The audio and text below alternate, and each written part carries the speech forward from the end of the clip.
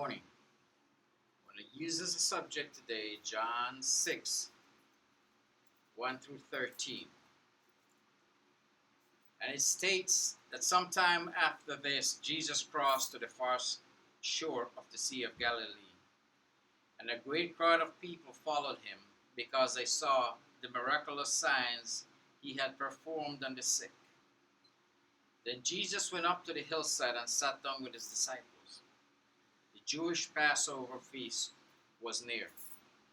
When Jesus looked up and saw a great crowd coming toward him, he said to Philip, "Where shall we buy bread for these people to eat?"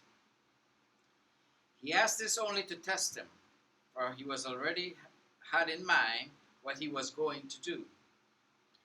Philip answered him, 8 months' wages would not buy enough bread for each one to have a bite.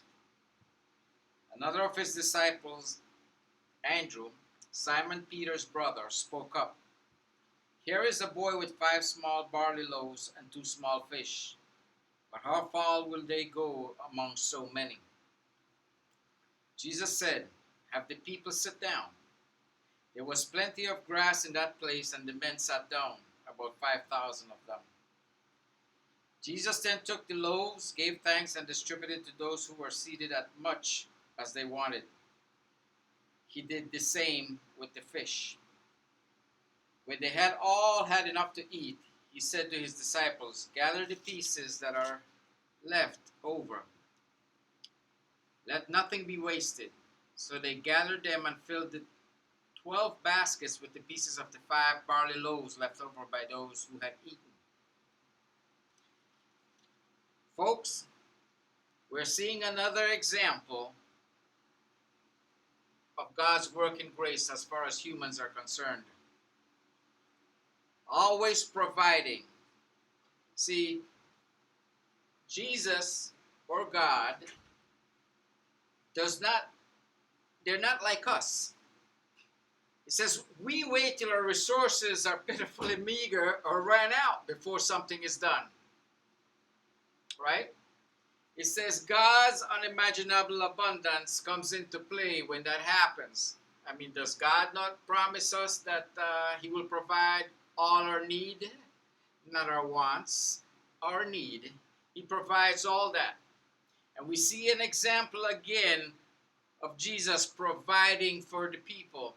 Not only for the sick that have been healed, but those who are also hungry. These are things that, for whatever reason, humans sit up and pay attention. Don't mess with the health and don't mess with the food.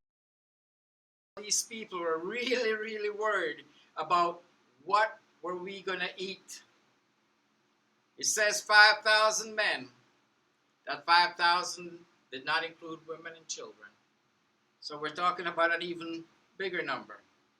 And here we have God testing his own disciples to see if they knew what was to come or what he was capable of also.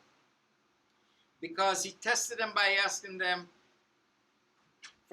he said, "Ask them where we shall get bread for these people to eat." He says he asked this not only to test them, for he already had in mind what he was going to do. You see, later it comes on to find out that the people were there, like it is just today, that they come around because there's something to be had. God speaks in the language of spiritual language, right? Because he then states that the bread of life, that's who he is, the bread of life. And with that bread, you will never, ever hunger again. We as humans will think we need bread and more of it and all types of other food. If you remember clearly, another example of this is when God provided manna for the Israelites in the desert. What happened? After a while, they got tired. They wanted quail. They wanted other types of food. Because as humans, somehow we find a way to complain about anything and everything, not realizing that again, God will provide our need. We sit and stand there and not hold up our end of the bargain. What do you mean we're not holding up our end of the bargain? Folks, I don't care where you go in life, there are always rules and regulations. No different from God's rules, no different from God's regulations about anything.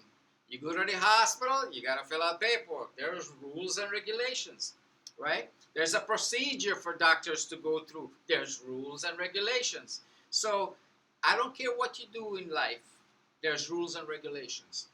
It just so happens that our spirit is not in line with God's spiritual edicts. Why do I say that? Because for some reason, do we question the doctor? When he tells you I gotta do this, you might get a second opinion. They tell you the same thing, and you know he's gotta go through his ritual. Right? Anything that we go out and do, we don't question much, but somehow we have this never-ending knowledge when it comes to the things of God, and we question everything. We have no idea for anything else, but we stand there and we question the edicts of God. Right? It says that man waits till he's at the end of his rope before he makes a decision. But why? Why? You know why? Because you thought you were so smart that you went around looking for answers everywhere else but from God. And guess why? You're at your end now because you exhausted all your options and now you're playing catch up. I need to, have a better relationship with God. I need to pray. I need to do all these things. Not only pray for myself, but pray for others. Increase our relationship with God. Folks, I'll tell you this. I'll tell it up, straight up. If you don't like it, there's a problem. You got a problem. Because it's only Jesus that will give you eternal life. Nobody else. I don't care who they are. There's anybody promises an everlasting life. No, God sent his son to guarantee that for you. He has done everything for you except waiting on your decision to accept Christ. And you may have all these things. Okay? Let's look at an example of what the other side promises you. If you look at Adam and Eve, what did he promise Adam and Eve? He promised them knowledge, everlasting life, and he also promised them that they'd have anything that he wanted. You know what's strange about that? They already had that. That's what deception does. They make you think that they're giving something to you that you don't have. Adam and Eve already had it. But see, deception comes in and makes you think you didn't. You have the capability of having eternal life, and he will come in here and distract you with partying, hanging out, drinking, everything else. He'll distract you with those things. Listen, I've lived that life, and I'll tell you what, the following day, you don't feel that well. You can't even remember that you really had a good time, can you? Oh, yeah, I did. What makes you so sure? You can't even remember what happened the day before, but you know you had a good time, right? How do we see this? Today, in the issue that we're having in our society, which is, everybody knows, is COVID-19, why? We find out why we have so many high cases in Florida. Everywhere you look, you see people partying. The cops got to go out there to sandbar and separate the boats, separate the people, because they don't care. So guess what happens? What's the end result when you don't follow instructions? They get sick. A bunch of them die. Okay? So just because of disobedience, there's a rope attached to disobedience, whether it is a godly issue or if it's an issue with man. Okay? They're warning us to do certain things because we need to keep ourselves safe. Having said that, we follow along again. And it says, Philip answered him, 8 months' wages will not buy enough bread for each one to have a bite. So all the issues, the stops are mentioned because that's what humans do. That's what humans do, folks. We always stop and never see the spiritual side of situations. We only see the physical. There's no way we can feed these people. There's no way we can give them both fish and bread. There's no way. See, that's us.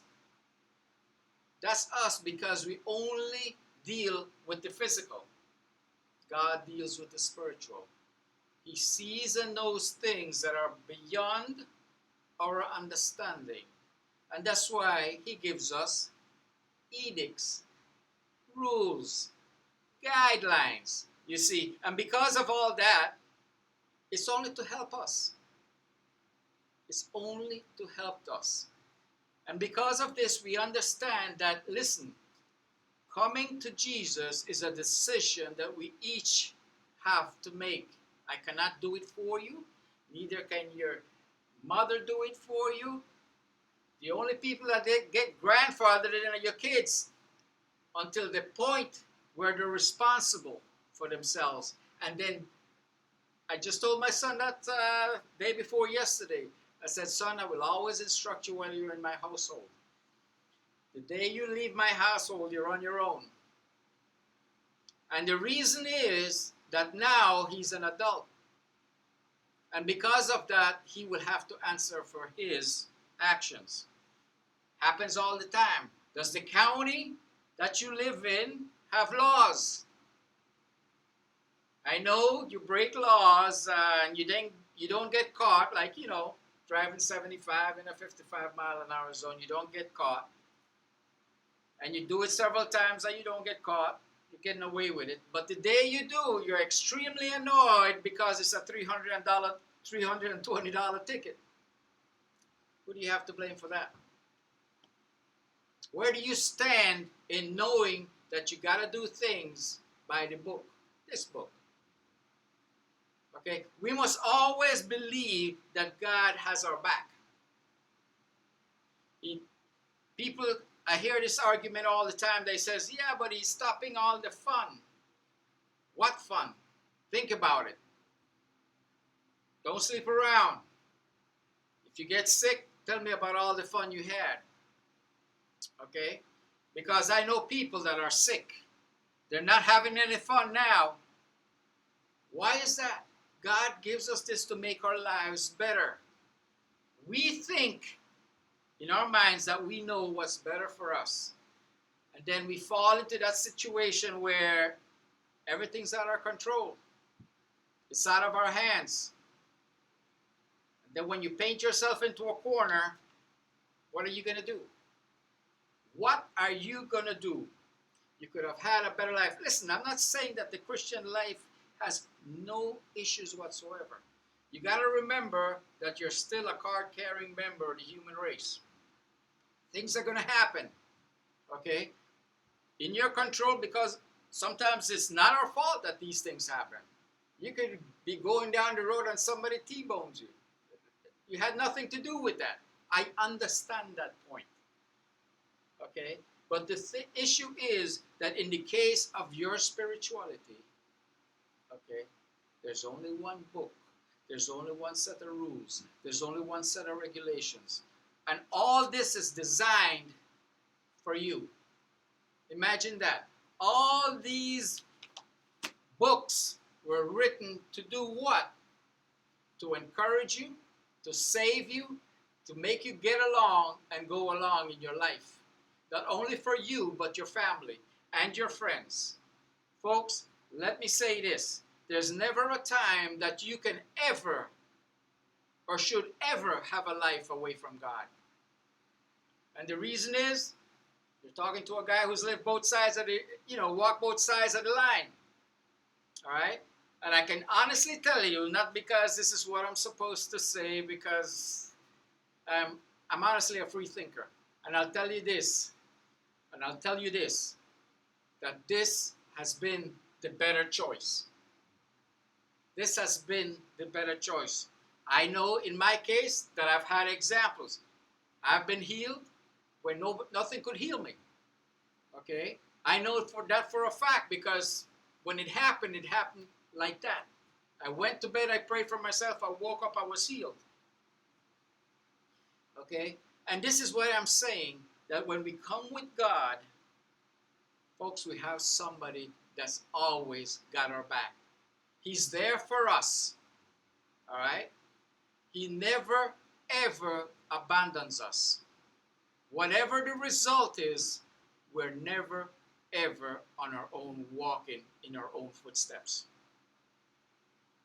And let me remind you again, you have to make the decision for that relationship. Folks, I pray that everyone who listens to this makes a decision for Christ. You won't regret it. Thank you.